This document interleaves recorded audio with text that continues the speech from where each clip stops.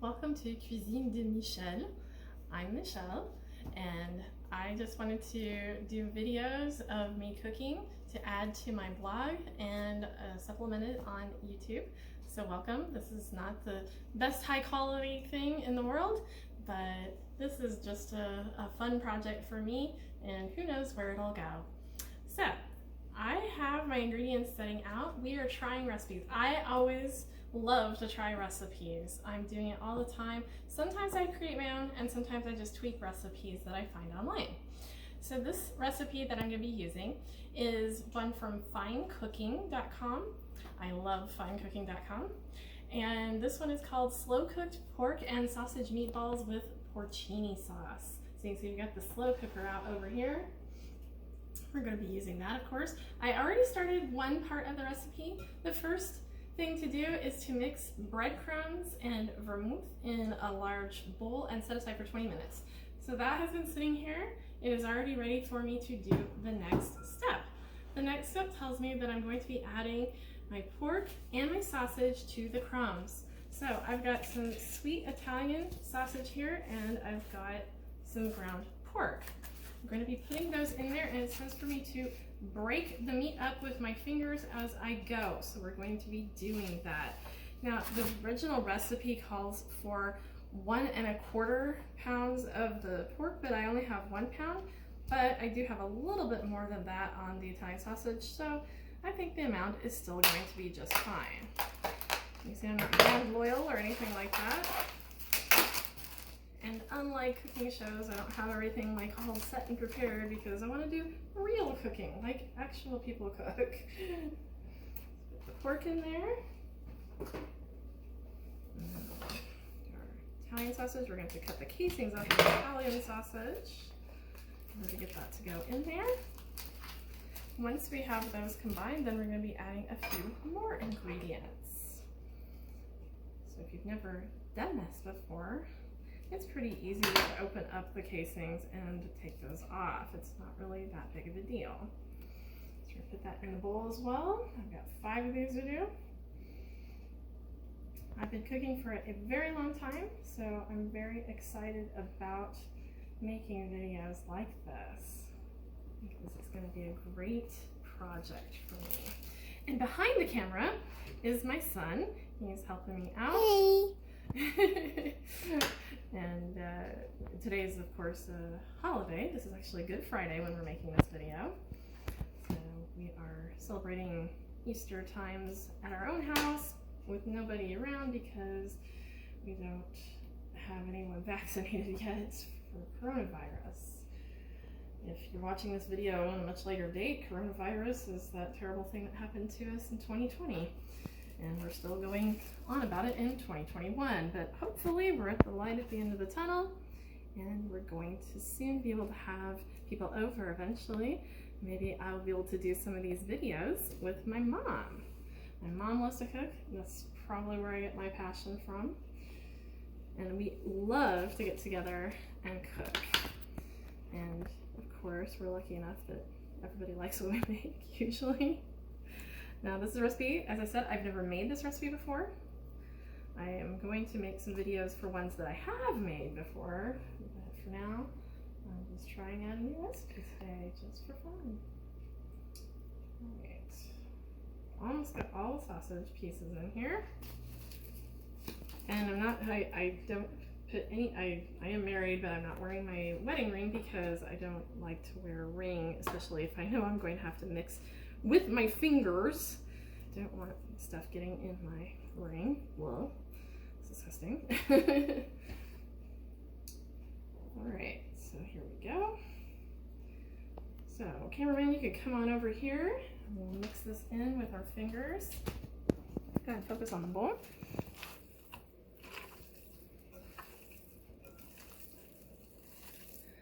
So you see, this is definitely not something you want to do if you're someone who gets easily disgusted. So breaking up the meat with my fingers and just kind of breaking that into chunks, getting it all mixed together.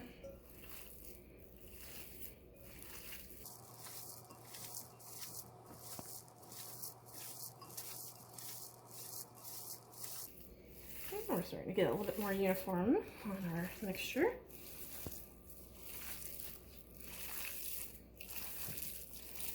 It doesn't have to be perfect, but we definitely would like for, and thankfully they're different colors, so you can kind of see the pink going together with the darker pink. And of course, we want to make sure that breadcrumb mixture is really getting worked in there.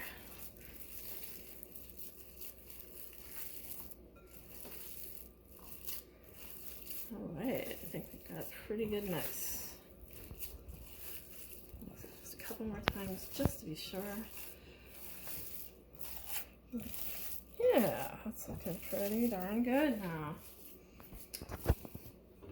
All right. All right, so we're on the next step. We've already got our sausage mixture with the breadcrumbs in here. The next part, we are going to be adding a few more ingredients to mix in and form our meatballs.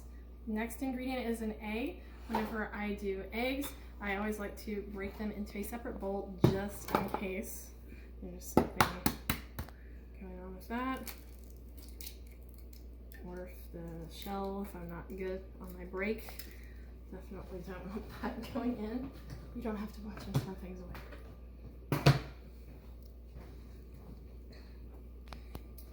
Egg in.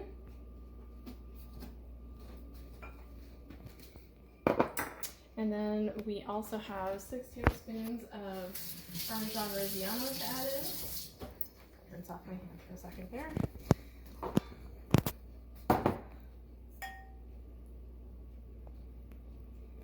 And since this is not something that's baking, I don't have to be super duper precise. I'm not going to be leveling it or anything. I'm just going to spot it like this. There we go. And then I have 1 teaspoon of rubbed sage.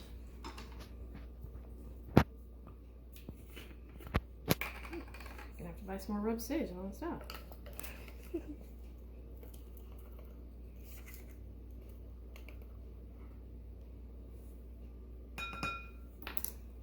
And then next is 1 teaspoon of dried oregano.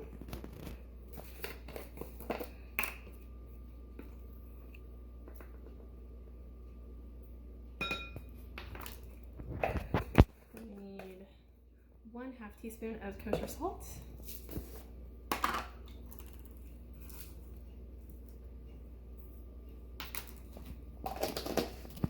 And 1/4 teaspoon of freshly grated nutmeg. So I'm going to get another,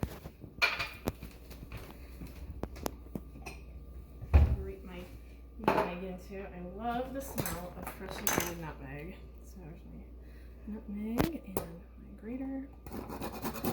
I only need 1/4 teaspoon, which is not a terribly large amount. Oh, get on the counter. See, this is real cooking. One of those shows where everything just goes perfect all the time. Yeah, it's well more than 1/4 teaspoon, but I want to be able to easily measure it. Sorry, zoom too much.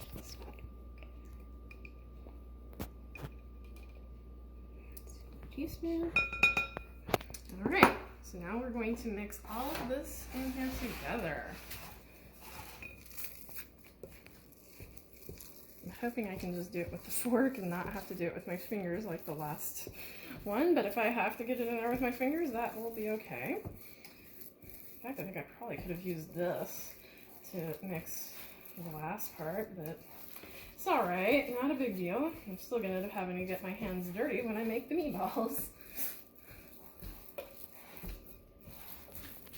Hey, this is working pretty well here. I like this. Good. All right, it's a little bit tricky to get the egg mixed in, but it's getting there.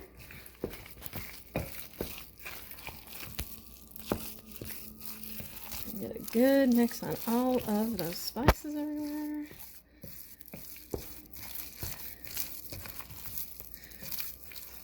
All right, so then we're gonna form 12 meatballs with this. This way, so we can make meatballs.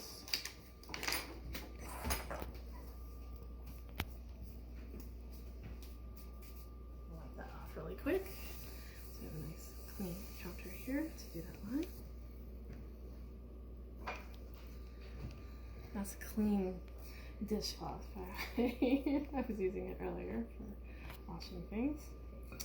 Alright, since we want 12 meatballs, let's take it out, the whole thing.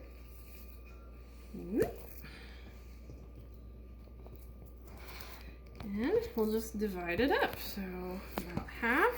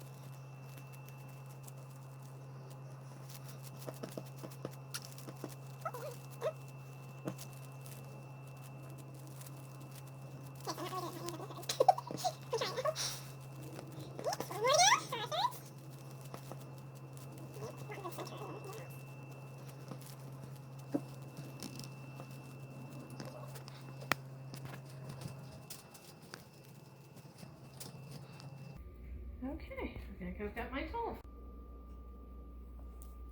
We are now in the next step, which is making the sauce. This is going to be going into the slow cooker.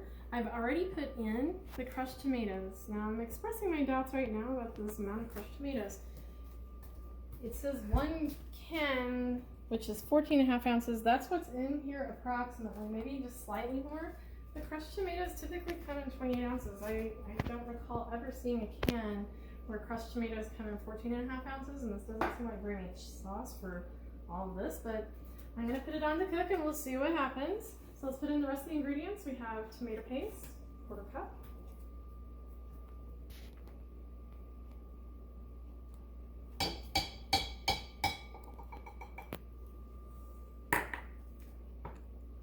Dried porcini, which is crumbled up. I love porcini, so delicious. Oregano, we need a teaspoon of oregano. Dried oregano, that is.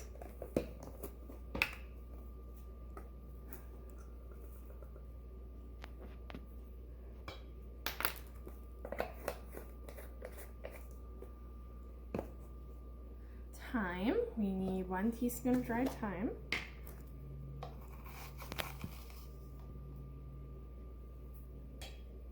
Just love the way this spices smell as I'm cooking. Ooh. Okay, let's see, what else do we need? Fennel, we need a 1/2 teaspoon of fennel seeds.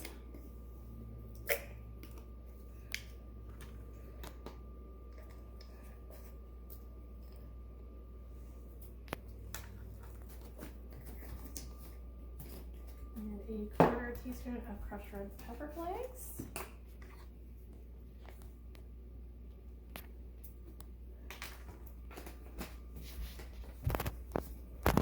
And a 1/2 teaspoon of kosher salt.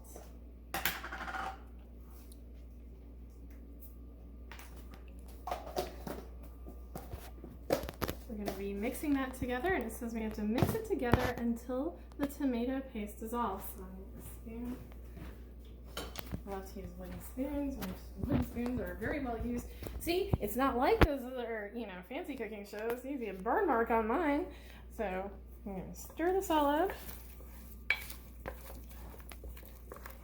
It says to stir it until, feel the tomato paste is still kind of in there. I want that tomato paste to dissolve into there and kind of be smooth. Oh my gosh, it smells so good already. Oh, let's go.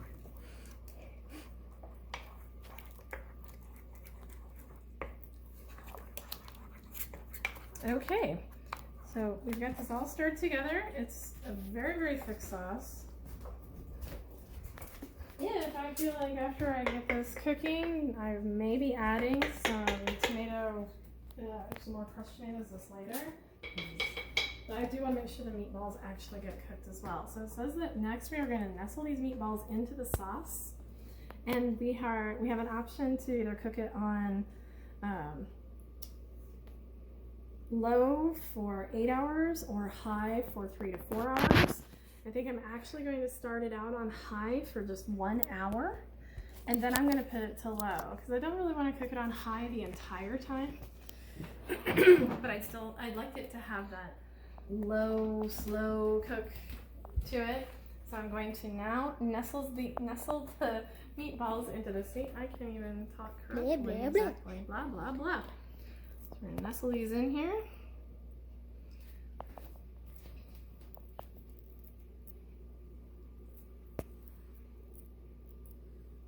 There'll be a lot of nestling because they're definitely more than what will fit. So I'm hoping that these will just be okay because I've never cooked meatballs where you just cook it straight in the sauce like this. This is interesting. They don't really, there's not enough room for all of these. This is a lot. Yeah.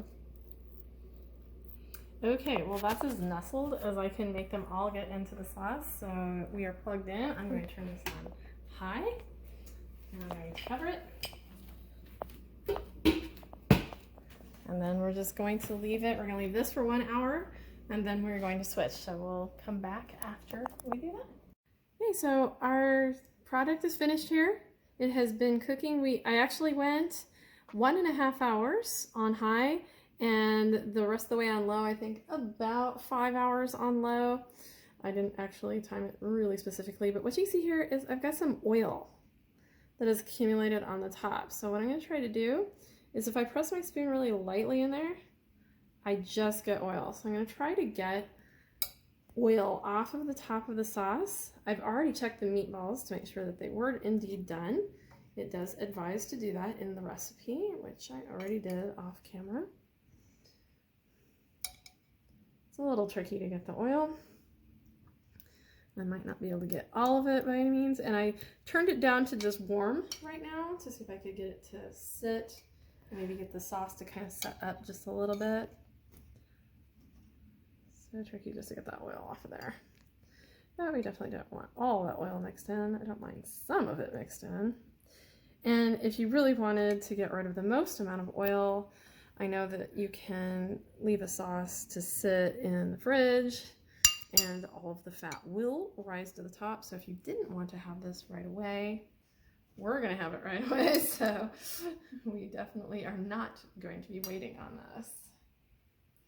All right, so I can't find any more oil spots. It's kind of tricky. All right, I think that's about it. It smells really delicious. Really, really, really good. Okay, so I'm gonna give it a little stir here so you can kind of see it a little bit better. See, some of that oil is wanting to just catch that oil a little better. It just wants to trap in little pockets though. So it's hard to get all the oil off of there. So I think it will be absolutely fabulous. Very meaty sauce, but it looks like a really good texture. You can see through all the steam coming off of it. It's quite a bit. Oh, you can see just fine. Okay, good. All right. But you can't see the steam. So what we're going to do now is we're going to plate it up. I'm going to be serving this with Barilla Corazione. I'm not doing an advertisement here. I just wanted you to know what I plan to serve it with. I really do like this spaghetti a lot. I've bought it on sale recently just to try it, and it's really, really delicious. I'm not sure why it's so much better than regular spaghetti. I like Barilla anyway. I'm going to be having 14 Hands Cabernet Sauvignon as my wine with that.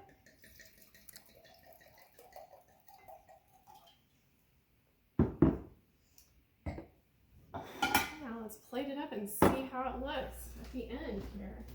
So I've already cooked the pasta. It's already ready over here. As you can see, I just cooked the pasta. It literally is ready for that. So there.